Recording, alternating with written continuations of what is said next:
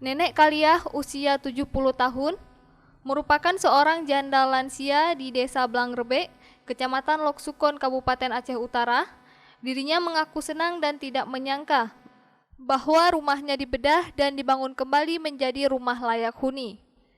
Terlihat tangis haru pun terpancar dari wajah Nenek Kaliah. Dirinya meneteskan air mata setelah melihat rumahnya yang dulu reot, kini sudah bagus berkat bantuan program bedah rumah dari Pantransip Aceh Utara. Sebelumnya, Nenek Kaliah tinggal di sebuah gubuk yang kumuh dengan segala keterbatasannya.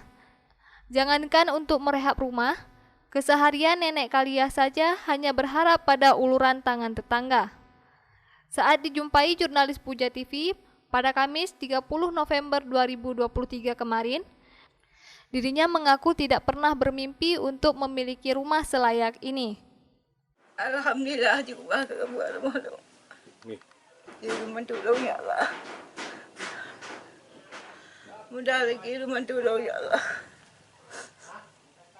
Puang tak boleh malah nak yang dunia bantu dia cara ada nak bantu dulu. Oh, orang nak yang bantu? Orang lain bantu cara nak bantu cara dekat dia tu. Selain di Kecamatan Loksukon, Paguyuban Anak Transmigrasi juga telah membangun puluhan unit rumah layak huni di sejumlah kecamatan dalam wilayah Kabupaten Aceh Utara, seperti di Gampung Tempel, Kecamatan Cot Girek. Lebih dari 30 unit rumah layak huni dibangun dengan cara swadaya. Kepala Dusun Yakin Jaya Gampung Tempel, Untung Wirandani mengaku keberadaan Pantransip sangat membantu masyarakat di tingkat bawah. Saat ini masyarakat memiliki harapan baru untuk bisa menempati rumah layak huni. Kalau untuk masalah dengan adanya rumah ini saya merasa bangga, merasa sangat terbantu. Karena yang mendapatkan orang yang layak dan tepat sasaran. Tepat sasaran. Harapan ke depan pada Pantransip mudah-mudahan lebih jaya, lebih maju lagi dan lebih banyak membantu elemen masyarakat yang masih banyak ketinggalan di pedalaman-pedalaman selain kampung ini. Karena kita melihat dengan adanya Pantransip ini banyak membantu memang kalangan masyarakat rendah.